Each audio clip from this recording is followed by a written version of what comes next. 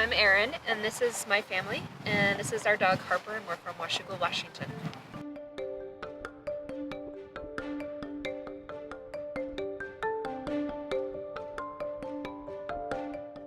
So I think it was like around 4 o'clock. We went to dock the boat. As we got close, I kind of did the 1 foot off the boat, 1 onto the dock, and Harper decided she wanted to follow me. Well, she misjudged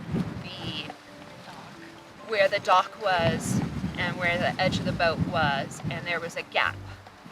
And she fell into the water, was pulled under the boat to the propeller, and the propeller spun around her body.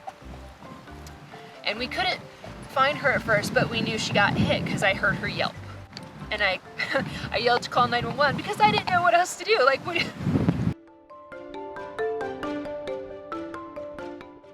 All I could think of was that I need to get this dog in the family as quickly as possible to the vet.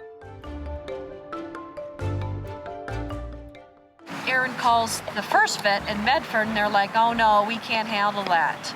You're gonna have to go to Bend.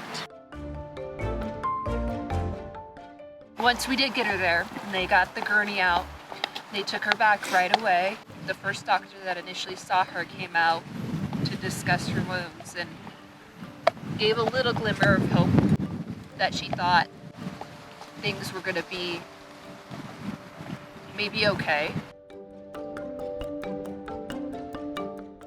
When Harper arrived, she was in a state of shock, and so the emergency doctors and technicians, the whole team kind of worked to stabilize Harper and importantly to rule out any major internal injuries. From a surgery standpoint, Harper had really extensive skin lacerations covering the majority of her trunk.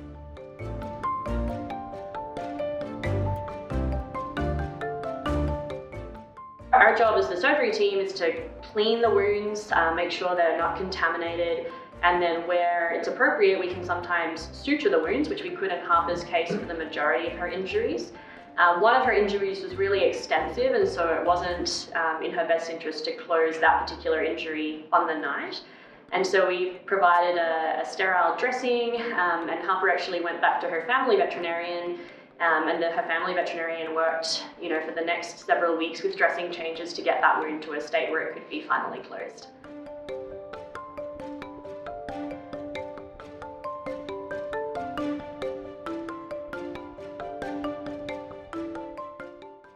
I knew it was gonna be okay. Yeah. When I saw her just wagging her tail and going, I'm here! It's like, oh. Yeah, she was shaved from here to here. She looked so funny. Right, just skin and then long hair everywhere else. She'd been through a lot of trauma. She looks like it, but she looked good too.